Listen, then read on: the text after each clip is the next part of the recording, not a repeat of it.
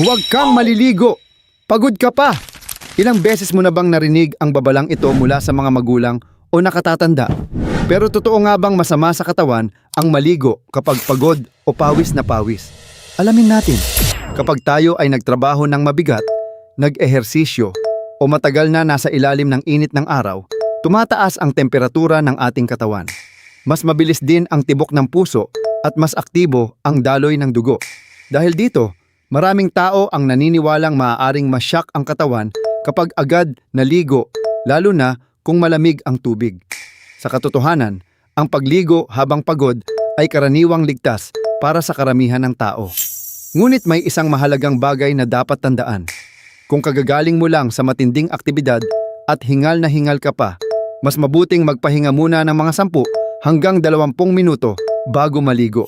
Bakit? Dahil kailangan munang bumalik sa normal ang temperatura ng katawan, paghinga at tibok ng puso. Kapag agad kang sumabak sa napakalamig na tubig habang sobrang init pa ng katawan, maaari kang makaranas ng pagkahilo, pananakit ng ulo o biglang hindi komportableng pakiramdam. Hindi ito dahil pinasukan ka ng hangin gaya ng madalas na paniniwala, kundi dahil sa biglaang pagbabago ng temperatura na nararanasan ng katawan.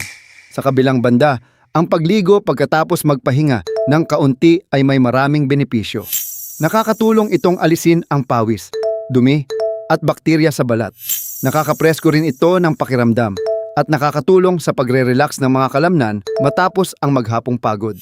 Para sa mga nag-eehersisyo, ang maligamgam o hindi masyadong malamig na tubig ay kadalasang mas komportable para sa katawan. Kaya ano ang sagot? Oo, pwede kang maligo kahit pagod o pawis na pawis. Pero huwag agad-agad kung sobrang hingal o mainit pa ang katawan. Bigyan muna ang sarili ng ilang minutong pahinga bago maligo para mas maging komportable at ligtas ang pakiramdam. Tandaan, mahalagang pakinggan ang senyales ng iyong katawan. Ang tamang pahinga at wastong pag-aalaga sa sarili ay bahagi ng mabuting kalusugan. Dahil sa huli, ang maliliit na tamang desisyon araw-araw ang bumubuo ng mas malusog na buhay. Ikaw, anong topic ang gusto mong pag-usapan sa susunod na video? I-comment mo na. Kung gusto mo pa ng ganitong klase ng content, sana naman. Salamat sa panonood.